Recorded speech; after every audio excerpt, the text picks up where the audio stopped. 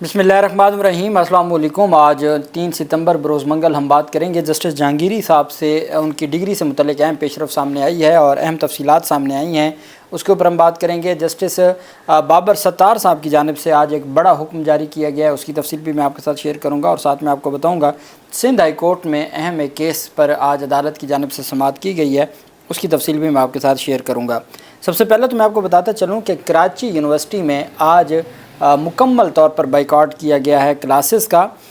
جامعہ کراچی میں اساتذہ کی جانب سے یونیورسٹی کے ایسوسیٹ پروفیسر اور syndicate member doctor Riyaz Ahmad کی غیر قانونی حراست کے خلاف احتجاج کے باعث کل سوموار کو بھی یونیورسٹی میں کلاسز معطل رہی ہیں۔ وہ 31 اگست کو ایک سنڈیکیٹ میٹنگ میں شرکت کے لیے جا رہے تھے جب انہیں پولیس نے حراست میں لیا۔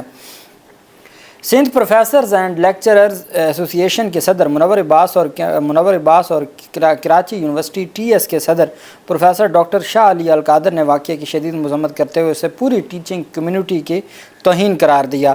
منور عباس نے مطالبہ کیا کہ سندھ اسمبلی تحفظ اساتذہ بل پاس کرے۔ ڈاکٹر شاہ علی قادر نے کہا کہ اساتذہ ریاست میں ریڑھ کی ہڈی کی حیثیت رکھتے ہیں اور اس طرح کے ناروا سلوک کو برداشت نہیں کیا جائے گا۔ انہوں نے زور دیا کہ یونیورسٹیوں کو تعلیم اور تدریس پر توجہ دینی چاہیے، انہیں سیاست میں نہیں جانا چاہیے۔ انہوں نے یونیورسٹی پر بیرونی دباؤ کو مسترد کرتے ہوئے اس صورتحال کو کراچی یونیورسٹی کی خود مختاری اور اساتذہ کے وقار کی خلاف ورزی قرار دیا۔ انہوں نے یہ بھی مطالبہ کیا کہ ڈاکٹر ریاض کی غیر قانونی حراست کے ذمہ داروں کو سزا دی جائے۔ یہ وہ جو ڈاکٹر ریاض جنہوں نے یہ دعویٰ کیا تھا مبینہ طور پر کہ وہ سنڈیکیٹ میں جا رہے تھے اور طارق جہانگیری صاحب سے متعلق معاملہ تھا، اور اس ساری چیزوں کو مد نظر رکھتے ہوئے انہوں نے یہ فیصلہ کیا۔ اب طارق جہانگیری صاحب پاکستان پیپلز پارٹی کے سابق رہنما بھی تھے، اور ان کے بارے میں یہ تفصیل سامنے آئی ہے کہ اٹارنی جنرل رہے ہیں پاکستان پیپلز پارٹی کے دور میں، ضیاء دور میں وہ جیل گئے، پھر 1995 میں بے نظیر بھٹو کے لانگ مارچ کی وجہ سے بھی وہ جیل گئے۔ آج وہی پاکستان پیپلز پارٹی کراچی یونیورسٹی پر دباؤ ڈال کے ان کی ڈگری جعلی کروا رہی ہے۔ وہ خود ہی کہہ دیا، جو ڈاکٹر ریاض کی جانب سے کہا گیا یہ بات، انہوں نے کہا کہ جو وزیر اعلیٰ سندھ ہیں وہ اس میں ملوث تھے۔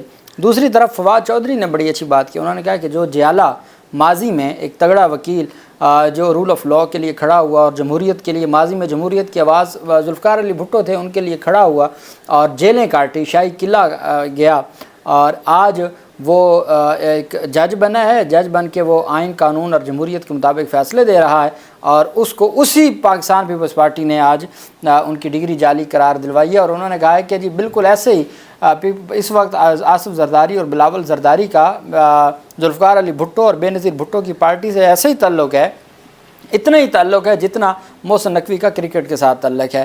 یہ فواد چودھری کی جانب سے بات کی گئی۔ اچھا، وائس آف امریکہ کی جانب سے تفصیلات قوم کے سامنے رکھی گئی ہیں۔ جسٹس طارق جہانگیری صاحب کی مکمل تفصیل وائس آف امریکہ نے شامل کی ہے۔ وائس آف امریکہ کے مطابق جو جسٹس طارق جہانگیری صاحب ہیں، وہ جسٹس طارق جہانگیری صاحب جولائی 1965 کو پیدا ہوئے اور ان کا تعلق صوبہ خیبر پختونخوا کے ضلع مانسہرہ سے ہے۔ جسٹس جہانگیری نے ابتدائی تعلیم پشاور سے حاصل کی، جس کے بعد وہ 1979 میں اسلام آباد منتقل ہو گیا، جہاں انہوں نے اپنی تعلیم مکمل کی، جبکہ ان کی بائیو کے مطابق انہوں نے کراچی یونیورسٹی سے قانون کی ڈگری حاصل کی۔ سال 1992 میں طارق محمود جہانگیری کو اسلام آباد بار ایسوسی ایشن کی رکنیت ملی، اور سال 2008 میں وہ سپریم کورٹ کے وکیل بنے۔ جسٹس جہانگیری 2017 میں اسلام آباد ہائی کورٹ بار ایسوسی ایشن کے صدر منتخب ہوئے۔ اس دوران وہ deputy attorney general, deputy prosecutor general NAB بھی رہے، اور کئی سال قائد اعظم یونیورسٹی اسلام آباد میں کرمنل لاء کے استاد بھی رہے۔ وہ 30 دسمبر 2020 کو بطور جج اسلام آباد ہائی کورٹ تعینات ہوئے۔ ایک درخواست دائر کی گئی، اور اس درخواست کے جواب میں جامعہ جو یونیورسٹی آف کراچی کے شعبہ امتحانات نے رجسٹرار جامعہ کراچی کو بتایا کہ درخواست کے مندرجات کے مطابق طارق محمود ولد قاضی اکرم نے اپنی قانون کی ڈگری 1991 میں حاصل کی تھی، اور ان کا جو یونیورسٹی انرولمنٹ نمبر تھا وہ 5968 اور 7124 تھا۔ امتیاز احمد ولد محمد الہی نامی شخص نے 1987 میں اسلامیہ کالج سے ڈگری پروگرام میں داخلہ لیا تھا، اور ان کا انرولمنٹ 5968 تھا۔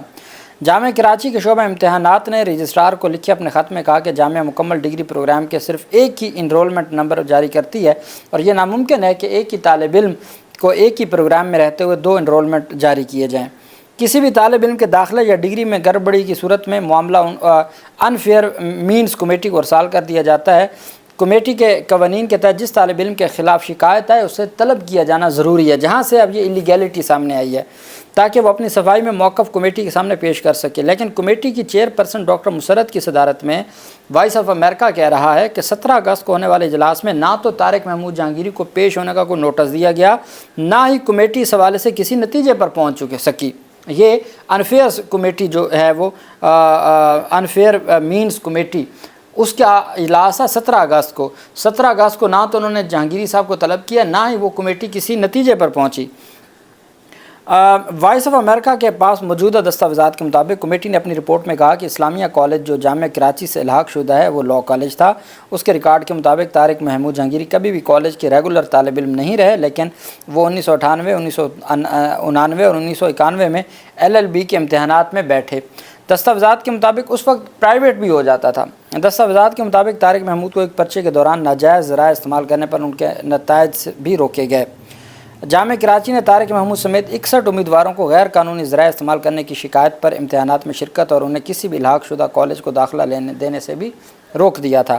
رپورٹ کے مطابق 1989 میں طارق جہانگیری نئے انرولمنٹ نمبر کے ساتھ LLB کے پرچوں میں بیٹھے اور ان کا انرولمنٹ نمبر وہ پایا گیا جو اسلامیہ کالج کے ایک اور ریگولر طالب علم کو لاٹ کیا گیا تھا، اور اس دوران بھی ان کو ایک پرچے میں ناجائز ذرائع استعمال کرنے کے الزام میں ان کا نتیجہ روک لیا گیا۔ اندازہ لگائیں سندھ میں جہاں ہیں ہی سارے ناجائز ذرائع، وہاں 40 سال پرانا ایک کیس کھولا گیا۔ 1991 میں طارق محمود ایک بار پھر LLB پارٹ 2 کے پیپرز میں شریک ہوئے اور اس بار ان کا نیا انرولمنٹ نمبر تھا۔ طارق محمود کے خلاف شکایت کی روشنی میں 1992 میں دوبارہ ان کا نتیجہ منسوخ کر کے انہیں 3 سال کے لیے سالانہ امتحانات میں شرکت سے روکا گیا۔ کمیٹی کا کہنا ہے کہ ان کے پاس طارق محمود پر عائد اس پابندی کے خاتمے کا کوئی ریکارڈ موجود نہیں ہے، اور حقائق کی روشنی میں کمیٹی نے اس حوالے سے مزید فیصلے کے لیے معاملہ، اب یہ جو پابندی لگائی گئی کہ جی ان کے اوپر پابندی لگائی گئی، ان کو پیپر نہیں دینے دیا جائے گا یا ان کو یونیورسٹی میں داخلہ، وہ کہتے ہیں اس پابندی کا کوئی ثبوت نہیں ہے، ہمارے پاس کوئی ریکارڈ موجود نہیں ہے، سارا hearsay evidence is no evidence in the eye of law, سنی سنائی باتیں۔ اور حقائق کی روشنی میں کمیٹی نے اس حوالے سے مزید فیصلے کے لیے معاملہ جامعہ کی سنڈیکیٹ کو بھیجا۔ سنڈیکیٹ کا اجلاس ہوا ہفتے والے دن۔ جامعہ کراچی کے ترجمان کی جانب سے پریس ریلیز کے مطابق ان کا کہنا تھا کہ اجلاس میں انفیئر مینز کی کمیٹی کی جانب سے پیش کی جانے والی سفارشات کی منظوری دی گئی، جس میں ڈگری اور انرولمنٹ کی منسوخی بھی شامل ہے۔ جامعہ کراچی کی ویب سائٹ کے مطابق وائس چانسلر کی صدارت میں کام کرنے والی سنڈیکیٹ کے 22 اراکین ہیں، ان میں بعض ارکان منتخب، بعض حکومت سندھ کے نامزد کردہ اور بعض وائس چانسلر کے نامزد کردہ ہیں۔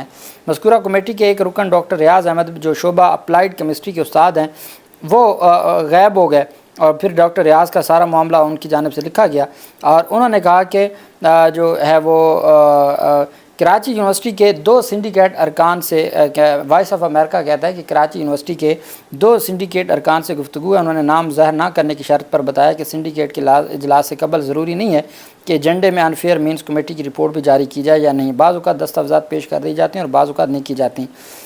جسٹس طارق جہانگیری کو کمیٹی نے اپنا موقف پیش کرنے کے لیے کیوں طلب نہیں کیا، سوال پر سنڈیکیٹ رکن نے کہا کہ کمیٹی کے لیے یہ ضروری نہیں ہے کہ وہ ہر طالب علم کو حاضر ہونے کا کہے، یہ کیس چونکہ کافی پرانا تھا اس لیے اس کا فیصلہ مجسر دستاویزات میں ہی کیا گیا۔ انہوں نے مزید کہا جس شخص کی ڈگری پر سوال اٹھایا جا رہا ہے وہ ہائی کورٹ کا جج ہے، اس لیے یہ عام سوچ ہے کہ جج کو طلب کرنے کا سوچا بھی نہیں جا سکتا۔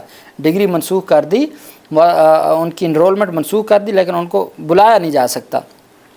خیر، اس کے علاوہ بھی انہوں نے پھر تمام تفصیلات دی ہیں۔ سنڈیکیٹ رکن نے وائس آف امریکہ سے گفتگو کرتے ہوئے کہا کہ جو ہے وہ طارق جہانگیری صاحب کے کیس میں انتہائی جو یہ کام معمول کی رفتار سے ہوا ہے، غیر معمولی رفتار سے ہوا ہے، اور ساتھ انہوں نے یہ بھی کہا جی کہ جو ڈاکٹر ریاض کے ساتھ جو کچھ ہوا، تو اب یہ کہا جا رہا ہے وائس آف امریکہ کی جانب سے اس کے اوپر پوری، اور انہوں نے سنڈیکیٹ ممبران سے بات بھی کی ہے اور ان کی تفصیلات بھی شامل کی ہیں۔ اب ہم آ جاتے ہیں جسٹس بابر ستار صاحب کے فیصلے پر۔ جسٹس بابر ستار صاحب نے ایک تو پاکستان تحریک انصاف کے جو نعیم دھول تھے جن کی بادیابی کا کیس تھا ان کے پاس، جسٹس میاں گل حسن اورنگزیب صاحب نے ان کی بادیابی سے متعلق کہا تھا، تو ان کی جانب سے جو معاملہ ہے وہ اب بادیاب ہو کے نعیم دھول واپس آ چکے ہیں۔ اب صرف اظہر مشوانی کے بھائیوں کا کیس زیر التوا ہے اسلام آباد ہائی کورٹ میں، اور امید ہے کہ وہ اسی ہفتے لگ جائے گا۔ اسلام آباد ہائی کورٹ نے لاپتہ شہری کی بادیابی کی درخواست پر ISI کو فریق بنانے کا حکم دیتے ہوئے سیکٹر کمانڈر ISI کو IG اسلام آباد کی معاونت کرنے کی ہدایت کر دی۔ لاپتہ شہری کی بادیابی کیس میں ISI کمانڈر کو فریق بنانے اور ان کو معاونت کرنے کی بھی ہدایت کی ہے۔